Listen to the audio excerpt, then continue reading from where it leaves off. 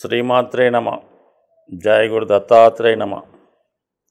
ఈ వీడియోలో మనం వ్యాపారం నిర్వహిస్తున్నప్పుడు మీరు చేస్తున్నటువంటి వ్యాపారం ఎంత ముఖ్యమో ఆ వ్యాపార సంస్థ యొక్క వాస్తు కూడా అంతే ముఖ్యం.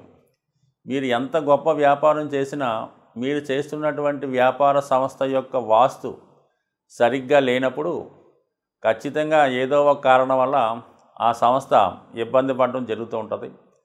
వాస్తులో ఎటువంటి దోషం ఉండడం వలన ఎటువంటి ఇబ్బంది జరుగుతుంది అన్న విషయాన్ని ఈ వీడియో చివరిలో తెలుసుకునే ప్రయత్నం చేద్దాం. మిథున రాశి వారికి ఏ వ్యాపారం బాగా రాణించగలుగుతుంది, వారు తొందరగా ధనం సంపాదించాలంటే చిన్న చిన్న తరహాగా ఎటువంటి వ్యాపారం బాగుంటుంది అన్న విషయాన్ని మనం ఈ వీడియోలో చెప్పే ప్రయత్నం చేద్దాం.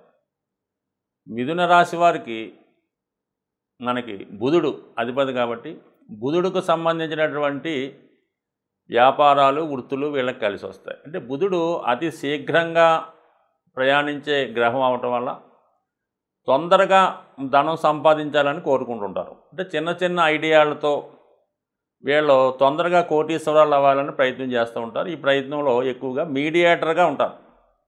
అలాగే ఎలక్ట్రానిక్సు, కంప్యూటర్సు, అంటే వీళ్ళు రాబోయే ప్రపంచాన్ని ముందుగానే గుర్తిస్తూ ఉంటారు. ఫలానా వస్తువు మార్కెట్లోకి రాబోతుంది, దాని ఉపయోగాలు ఈ విధంగా ఉంటాయి అన్న విషయాన్ని తెలుసుకొని దాన్ని మార్కెటింగ్ చేయడం కానీ, దాన్ని అనువదించుకోవడం కానీ, దాన్ని అనుసరించడం కానీ చేస్తూ ఉంటారు. అంటే వీళ్ళు భవిష్యత్తుని ముందుగా ఊహిస్తూ ఉంటారు కాబట్టి మిగతా వాళ్ళకన్నా తొందరగా వీళ్ళు ధనాన్ని సంపాదిస్తూ ఉంటారు. అలాగే కొన్ని సందర్భాల్లో అతిగా ఆలోచించడం వల్ల, అతి ఆశ వల్ల అవ్వచ్చు, అతి యాంబిషన్ అవ్వచ్చు, ధనాన్ని కూడా నష్టపోతూ ఉంటారు. ఏదైనా డబ్బు సంపాదించడం అన్నది చాలా కష్టం అవుతుంది, పోగొట్టుకోవడం అన్నది చాలా సులభంగా పోగొట్టుకోవచ్చు. అంటే వీళ్ళు సాధారణంగా ఈజీగా వచ్చినటువంటి స్కీములు, మార్కెటింగ్ స్కీములు, లింక్ స్కీములు, ఇన్స్టాల్మెంట్ బిజినెస్లు అలాంటివి ఎక్కువగా చేస్తూ ధనాన్ని సంపాదిస్తూ ఉంటారు.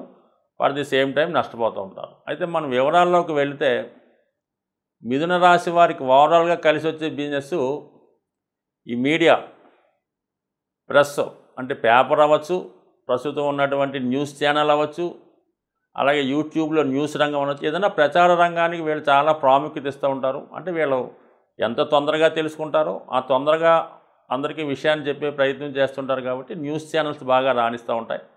సో అలాగే ఎలక్ట్రానిక్ సంబంధించినటువంటివి టీవీలు అవ్వచ్చు, అలాగే కంప్యూటర్లు అవ్వచ్చు, కెమెరాలు అవ్వచ్చు, ఇంటర్నెట్ అనవచ్చు, అలాగే ల్యాప్టాప్లు, ఎలక్ట్రానిక్ సంబంధించిన అన్ని వస్తువులు వీళ్ళు మార్కెటింగ్ చేయగలుగుతారు. దానికి సంబంధించిన వృత్తులు బాగా రాణించగలుగుతూ ఉంటారు. ముఖ్యంగా సెల్ ఫోన్, అసలు సెల్ ఫోన్ మరి ఈ ఇంత ప్రాచుర్యం పొందడానికి, అది అందరూ ఇంత వివిడిగా వినియోగించడానికి కేవలం మిథున రాశి వారి యొక్క ఆలోచనే కారణమవుతుంది. దాని సృష్టికర్తలు కూడా ఈ మిథున రాశి వారే, దాన్ని మార్కెటింగ్ చేసేవాళ్ళు కూడా ఈ మిథున రాశి వారే.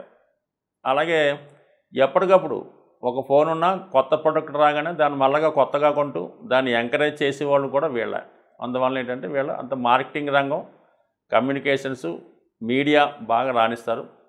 ఇంకా మనం వివరాల్లోకి వెళ్తే మిథున రాశిలో ఉన్నటువంటి మృగశిర, ఆరుద్ర, పునర్వసు, ఈ మృగశిర నక్షత్ర జాతకులు కేవలం రియల్ ఎస్టేట్ సంబంధించినటువంటి భూములు, అలాగే లగ్జరీ విల్లాసు, గృహాలు, స్థలాలు, భూములు, వీటికి సంబంధించిన సమస్తం, భూమికి సంబంధించిన అన్ని రకాలు, అలాగే పెద్ద పెద్ద విల్లాసు, అలాగే షాపింగ్ కాంప్లెక్స్లు, ఇవన్నీ కూడా వీళ్ళు ఏం చేస్తారంటే కేవలం మీడియేటర్గా ఉండి మాత్రమే అమ్ముతారు.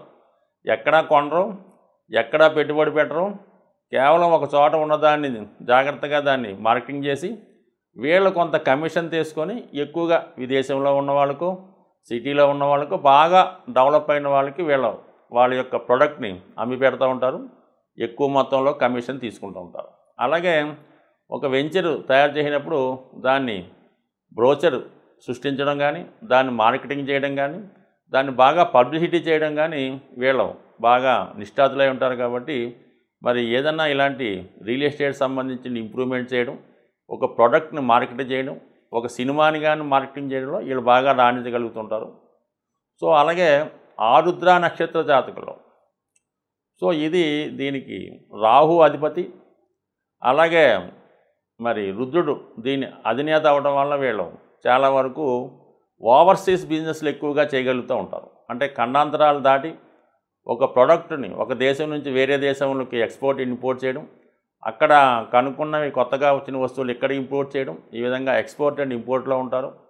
సో అలాగే ఎక్కువగా మెడిసిన్స్, బాగా ఖరీదైనటువంటి మెడిసిన్స్ తయారు చేయడం కానీ దాన్ని మార్కెటింగ్ చేయడం కానీ జరుగుతూ ఉంటుంది. ఏదైనా ఒక సృష్టి జరిగిందంటే, ఒక కొత్త వస్తువు తయారైందంటే ఎలక్ట్రానిక్ రంగంలో కానీ, సినిమాకి సంబంధించింది కానీ, యూట్యూబ్ సంబంధించింది కానీ, అలాగే ఈ సినిమా రంగంలో కూడా అనేక రకాల మార్పులు రావడం జరిగింది. అటువంటివన్నీ కూడా ముందుగానే తెలుసుకొని వాటిని మార్కెటింగ్ చేసే దాంట్లో వీళ్ళు చాలా సిద్ధాస్తులై ఉంటారు. అలాగే ఫిల్మ్ స్టూడియోకి సంబంధించినటువంటి అన్ని రకాల ఎలక్ట్రానిక్ వస్తువులు, కెమెరాలు, అలాగే ఈ ఆటోమేటిక్ ఇంకా పనిచేసే కెమెరాలు, ఇవన్నీ కూడా దీనికి సంబంధించిన భారీ యంత్రాలు సంబంధించినవి కూడా ఈ రాశి వారికి బాగా ఈ ఆరుద్ర నక్షత్ర జాతకులు ఉపయోగపడుతుంది. అలాగే ఈ ఫ్లైట్స్ టికెట్స్, విమానం టికెట్లు, అలాగే పిల్లల్ని విదేశాలకు పంపించడం, అక్కడ వాళ్ళకి ఉద్యోగాలు ఇప్పించడం, ఇవన్నీ కూడా ఈ మిథున రాశి వారు ఎక్కువగా చేయగలుగుతుంటారు. అందులో ఈ పుష్యమి నక్షత్రం ఈ ఆరుద్ర నక్షత్ర జాతకులకి ఇది బాగా ఉపయోగపడుతుంటారు. ఇక పునర్వసు నక్షత్ర జాతకులు కేవలం ఎడ్యుకేషన్ సంబంధించిన విషయాల్లో బాగా ఎక్స్పర్ట్ అయి కలిగి ఉంటారు. వీళ్ళు బాగా ఉపాధ్యాయ వృత్తిలో బాగా రాణించడం వల్ల ఏంటంటే మరి ఎక్కువగా విద్యార్థుల్ని విదేశీ సంస్థలలో సీట్లు ఇప్పించి అక్కడ పంపించడం, వాళ్ళకి వీసాలు, పాస్పోర్ట్లకు సంబంధించిన కార్యక్రమాల్లో సహకరించడం, అలాగే విదేశంలో వాళ్ళకి సదుపాయాలు ఏర్పాటు చేయడం, ఇవన్నీ కూడా మీడియేటర్గా ఉండి అటువంటి వారికి వీళ్ళు బాగా సహకరించే ప్రయత్నం చేస్తారు. ఏదైనా మొత్తం మీద విదేశ వ్యవహారాలు, ఎక్స్పోర్ట్ అండ్ ఇంపోర్టు, అలాగే మార్కెటింగు, వార్తలు, న్యూసు, ఇవన్నీ కూడా ఈ మిథున రాశి వారికి బాగా రాణిస్తాయి. దాని నక్షత్రాలు బట్టి కూడా ఈ స్థాయి బట్టి వాళ్ళ యొక్క ఏదైనా పెట్టుబడి పెట్టకుండా కేవలం మేధస్సుతో ధనాన్ని సంపాదించడంలో వీళ్ళు సిద్ధహస్తులై ఉంటారు. వాళ్ళు కూడా ఈ విధంగానే చేయడం మంచిది తప్ప పెద్ద పెద్ద పెట్టుబడులు పెట్టి ఇన్వెస్ట్ చేసే వ్యాపారం వీళ్ళకి ఎట్టి పరిస్థితుల్లో కలిసి రాదు. కాబట్టి కేవలం ఊహల ద్వారా, మాటల ద్వారా, నెట్ ద్వారా, ఆన్లైన్ ద్వారానే వీళ్ళు బాగా ధనం సంపాదించే అవకాశం ఉంది. ఇక మీరు నిర్వహిస్తున్నటువంటి వ్యాపార సంస్థ అది వాటి వ్యాపారాలను బట్టి కొన్ని దిక్కులు మీకు కలిసి రావడం, కొన్ని దిక్కులు వ్యతిరేకంగా ఉండడం జరుగుతూ ఉంటుంది.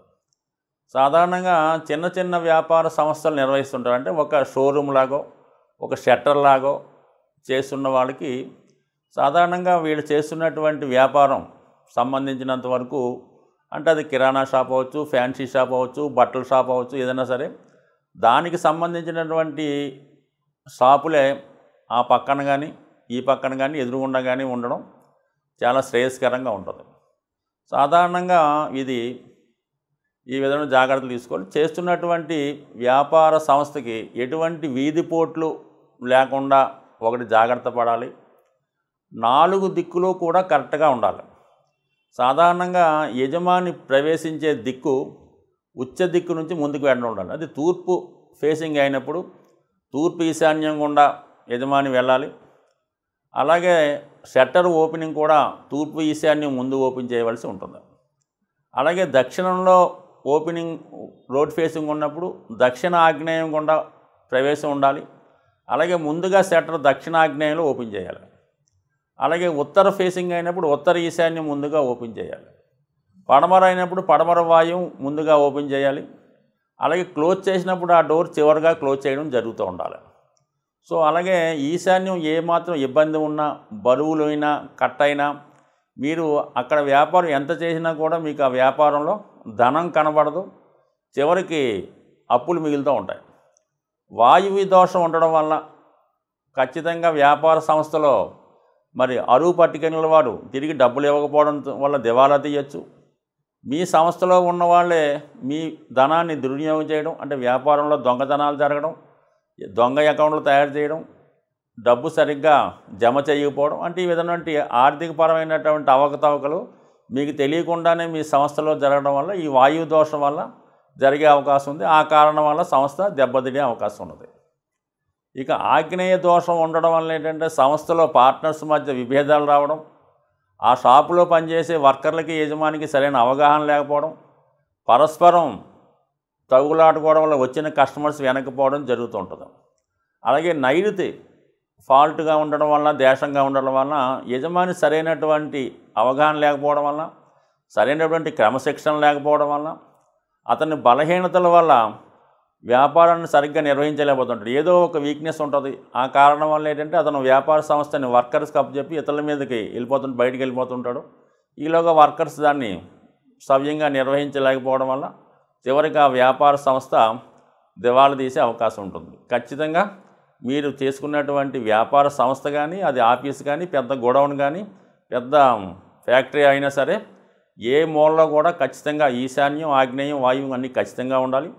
ఖచ్చితంగా మాత్రం తూర్పు ఓపెన్గా ఉండి, మంచి విశాలంగా ఉండి, తూర్పు అంతా ఖాళీగా ఉంటే ఆ యజమాని బాగా రాణించగలుగుతూ ఉంటాడు. ఉత్తరం బాగా ఉన్నప్పుడు ధనానికి ఇబ్బంది ఉండదు, కావలసినప్పుడు ధనం వస్తూ ఉంటుంది, దాన్ని తీరుస్తూ ఉంటాడు. సో ఈ విధంగా అనేక రకాలుగా ఈ వాస్తు ప్రభావం వ్యాపార సంస్థ మీద ఉంటుంది.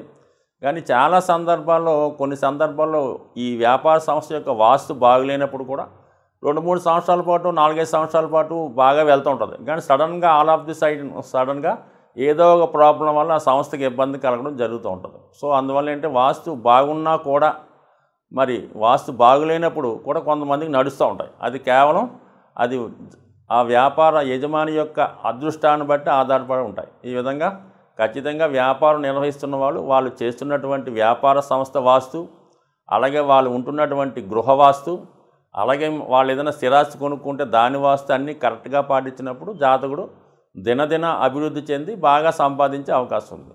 ఇదిగా ఏ విధమైన లోటు ఉన్నా ఖచ్చితంగా అది ఏదో ఒక రోజు, ఏదో ఒకనాడు ఎవరి మీద ప్రభావం చూపించి ఇబ్బంది కలిగే అవకాశం ఉంటుంది. స్వస్తి.